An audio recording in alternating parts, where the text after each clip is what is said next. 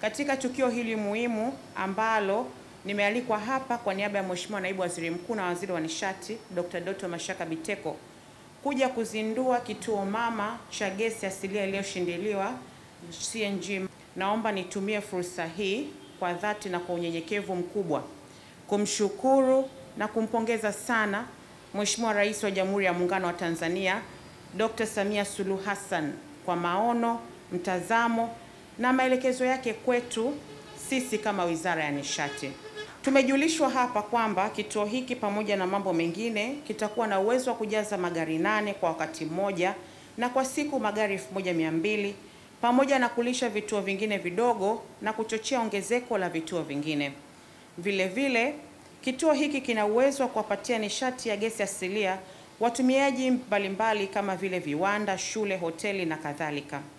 Pamoja na kuwapongeza bodi na management ya TPDC kwa ujumla wenu mkiongezwa na mkurugenzi mtendaji kwa mafanikio haya mlioyapata, naomba nitoe rai kwamba kituo hiki kitunzwe na kiendelee kuwa mfano bora wa huduma bora na za viwango kwa hali ya juu, mkizingatia masuala ya usalama na utunzaji wa mazingira. Inatumia fedha nyingi sana katika kuwekeza kwenye miradi ya kiuchumi inayosaidia wananchi.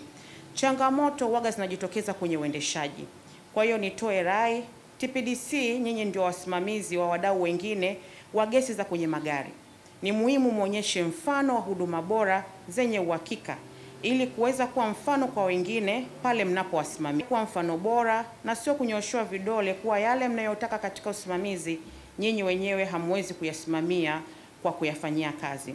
Tuonyeshe mfano na wengine wafuate aina ya huduma. Na hilo, tuendelee kuweka mazingira rafiki kwa wadau kwa ajili ya kuendeleza na kukuza eneo hili na Watanzania wengi waendelee kunufaika. Tuendelee kuwapa ushirikiano wadau wa sekta binafsi na kutatua changamoto kwa wakati ili uwekezaji wa CNG uendelee kukua. Vile vile naomba nihimize kuhakikisha vituo vingine vinavyojengwa katika maeneo mengine mkoa wa Dar es Salaam ikiwemo mikoa pamoja na jirani kama Lindi, Mtwara, Morogoro na Dodoma. Ujenzi wa vituo hivi ambavyo uendelee kwa kasi ili huduma na faida zake ziweze kuwafikia Watanzania wengi nchini.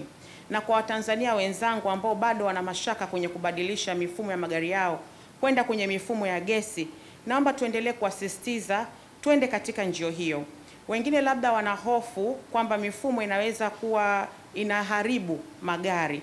Nataka niwahakikishie teknolojia hii ni salama na ni ya bei nafuu sana. Siku ya leo tunakwenda kufungua ukurasa mpya katika sekta ya usafiri wa umma jijini Dar es Salaam, ambapo kampuni ya mabasi yaendayo haraka UDAT kwa mara ya kwanza inazindua basi jipya linalotumia gesi asilia badala ya mafuta.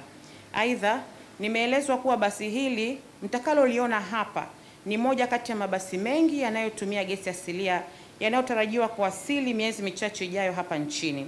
Ninaamini kwamba ushirikiano wa uongozi wa TPDC na kampuni ya UDAT utaendelea kuchochea mafanikio zaidi katika ukuzaji wa matumizi ya nishati ya gesi asilia katika mabasi yaendayo haraka.